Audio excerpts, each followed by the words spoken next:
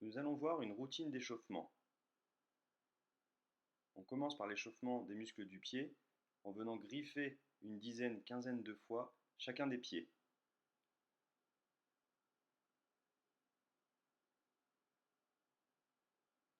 Dans un second temps, on va appuyer le bas du gros doigt de pied pour venir appuyer et former la voûte plantaire.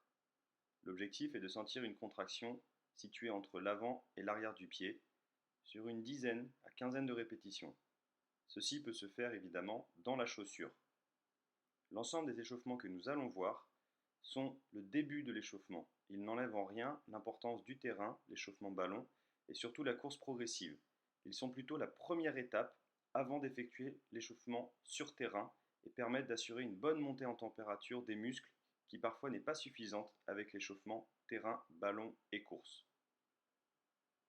On pourra essayer de dissocier le gros orteil des autres en venant monter puis descendre de manière alternée. Cet exercice est difficile et ne vient pas dès les premiers essais. On va ensuite échauffer le haut et le bas du mollet. Gardez le genou bien tendu, tenez-vous par souci d'équilibre et effectuez en 2 secondes la montée, 2 secondes la descente, une quinzaine de mouvements genou tendu, puis ensuite une quinzaine de mouvements genou fléchi.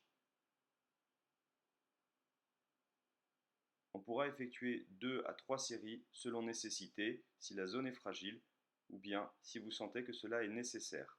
Dans tous les cas, vous devez bien sentir genou tendu chauffer le haut du mollet, genou fléchi, le bas du mollet. Attention, il est important de respecter le délai de 2 secondes la montée et 2 secondes la descente en allant bien amener le talon tout en haut. S'il est difficile de monter le talon tout en haut, vous pourrez vous aider avec l'autre jambe en fin d'amplitude.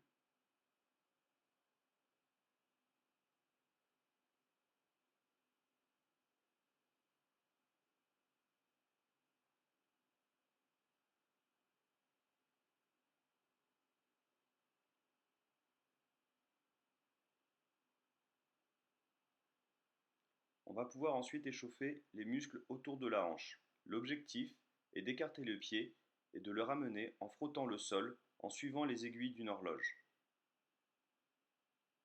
Cet exercice n'est pas faisable sur terrain herbe, il doit être fait sur terrain glissant, type carrelage ou sol dur.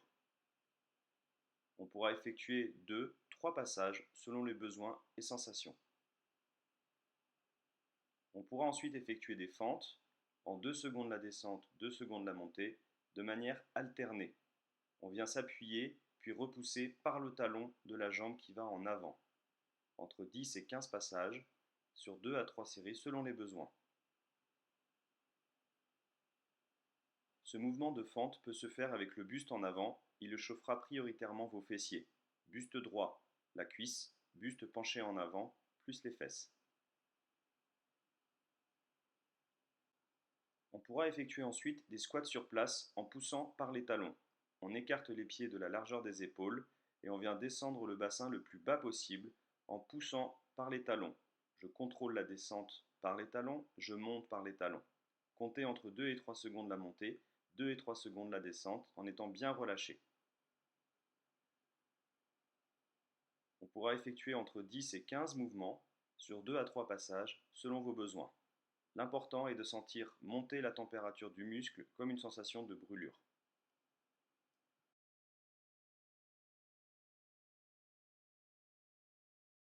Nous allons ensuite effectuer une montée du bassin de côté. L'important est d'avoir le pied au sol bien à plat et de pousser par ce pied pour monter le bassin. Vous devez sentir chauffer l'intérieur de la cuisse, jambe qui monte. Sur cette vidéo, c'est la jambe droite qui travaille. Vous pourrez effectuer une dizaine de répétitions sur plusieurs passages. Enfin, nous allons activer les ischio-jambiers par rapport aux genoux. Vous pourrez effectuer de manière alternée des mouvements talons-fesses.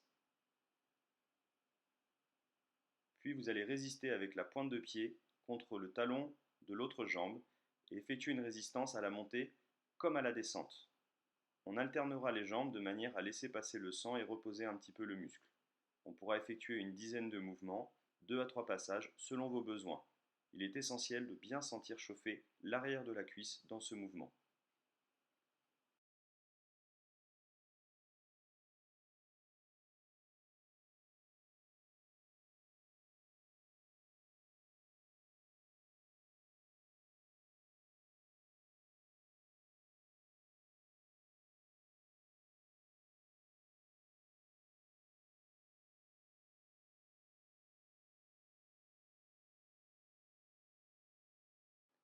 On échauffera ensuite la partie haute des ischios sous la fesse.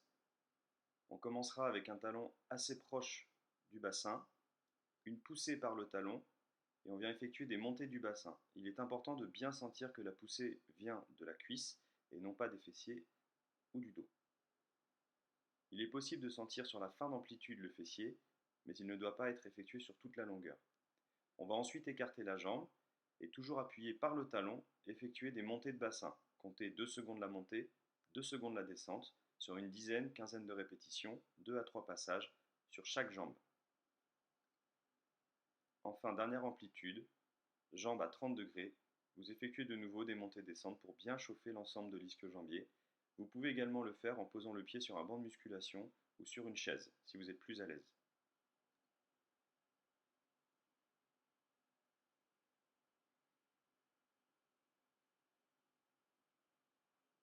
Enfin, nous allons effectuer des résistances à la montée de la jambe le plus haut possible pour échauffer les fléchisseurs de la hanche.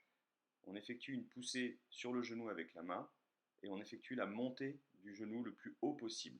Comptez 2 secondes la montée, 2 secondes la descente, sur 10 à 15 répétitions. Choisissez le nombre de passages selon les sensations. On va ensuite travailler l'amplitude de la hanche en venant effectuer des mouvements balanciers vers l'avant, sur une dizaine, quinzaine de mouvements. Vous devez sentir une tension sur l'arrière de cuisse sans douleur. Ensuite, nous effectuerons le mouvement balancier vers l'arrière pour échauffer le devant de la hanche. Vous devrez sentir une tension en regard du psoas. On effectuera le même mouvement de droite à gauche pour échauffer l'amplitude de l'intérieur de la cuisse et l'extérieur.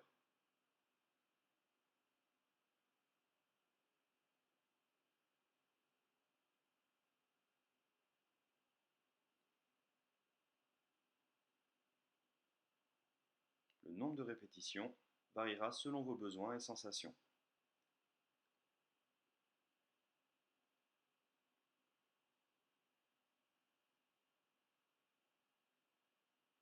Enfin, nous allons travailler activement le contrôle de l'amplitude de la hanche. Montez le genou droit devant vous et effectuez une rotation la plus haute possible en gardant le dos le plus droit possible. On pourra effectuer 5 à 6 passages en sentant bien un mouvement le plus haut en amplitude possible de la hanche.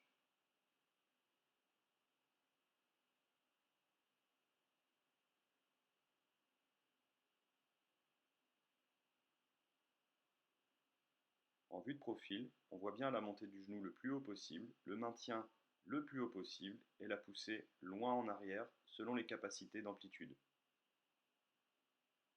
Effectuez un grand mouvement de rotation de la hanche pour amener le pied le plus loin possible en arrière.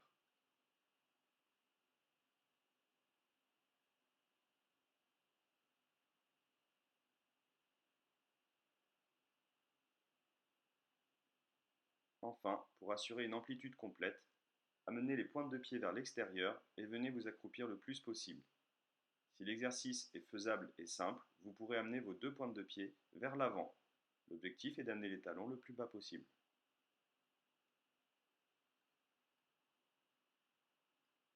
Pour une amplitude de hanche au niveau du devant et de l'arrière de la hanche, mettez-vous sur la pointe de pied arrière, jambes bien tendues. Il est important de ne pas fléchir le genou de la jambe arrière, ce serait une erreur, et venez coucher le buste sur le genou. Ne pas fléchir le genou, bien le tendre.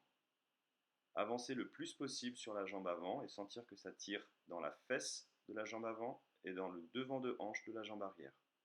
La suite de l'échauffement pourra se faire avec de la course, des exercices spécifiques à l'activité, du ballon et la reprise terrain avec le groupe.